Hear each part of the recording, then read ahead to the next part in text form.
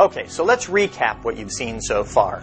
We've shown you a little bit of combat with 3 of our classes. We've shown you some exploration with 3 different planets. We've shown you some progression with some higher level abilities on our characters.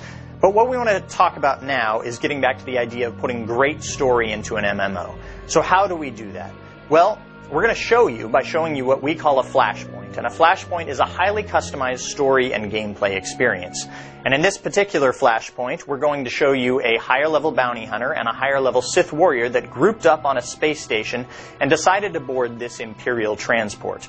Now, once they got on board the Imperial transport, they found out the captain had disobeyed a direct order from a Grand Moff. And if you remember Grand Moff Tarkin from the movies, you know that's probably not such a great idea.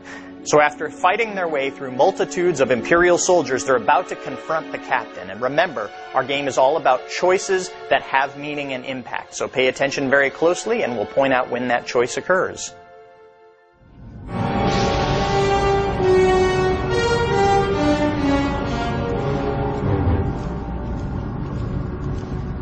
All Marines have been neutralized, scanning for additional threats. What's going on? Sir?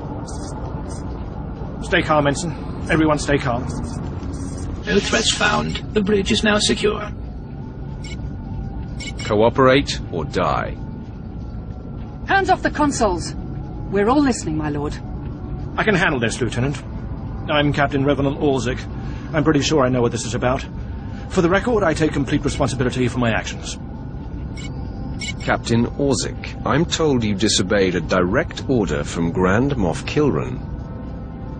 Yes, I had no idea he'd respond this brutally.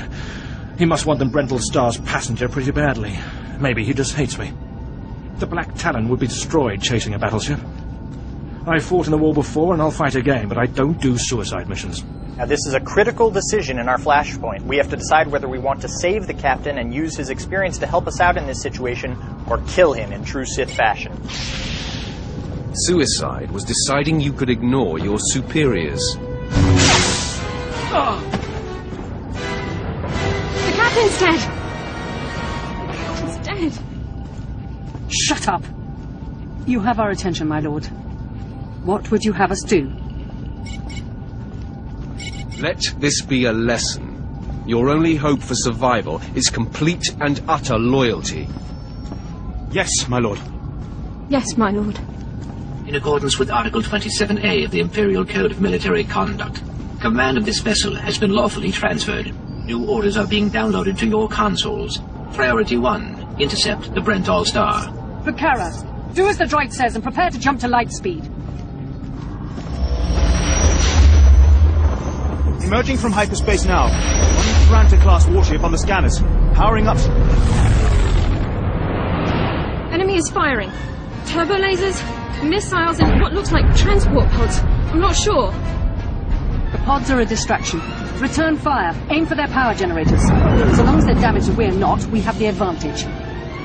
Lieutenant, Captain Silas, sir. Engineering is reporting blaster fire. They just cut out. I wasn't expecting much from the Imperial military, but you were a sad bunch. Damn it. There must be some sort of boarding action. If they're in engineering, they could destroy this ship. With due respect, I recommend you lend a hand down there. Time to go to work. I'll notify security. And don't worry. We won't let those Republic scum get away.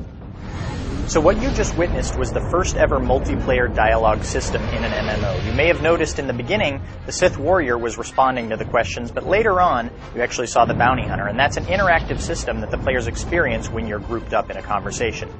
Now, the decision you just made will have a dramatic impact on many aspects of gameplay. So you chose to kill the captain, and this will affect the enemies that you encounter, how your character levels up, and even how your companions may react to you, in addition to the rewards that you'll get as well. So there are many factors that are influenced by every decision you make in the game. Those of you that were paying special attention may also have noticed that we got some dark side points based on our decision to kill the captain. If you have played Knights of the Old Republic or previous BioWare games, you know this can have an impact on your character and their abilities as well. So now let's take a look and see what teamwork looks like in Star Wars The Old Republic.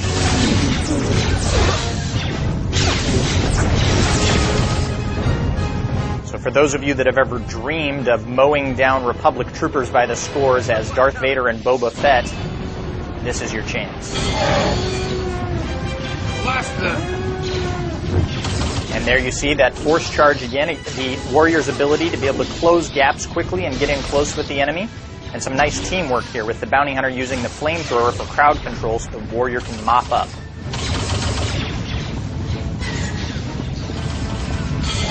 We can see these drop pods can be pretty dangerous, able to actually breach the hull of the ship and drop off Republic troopers.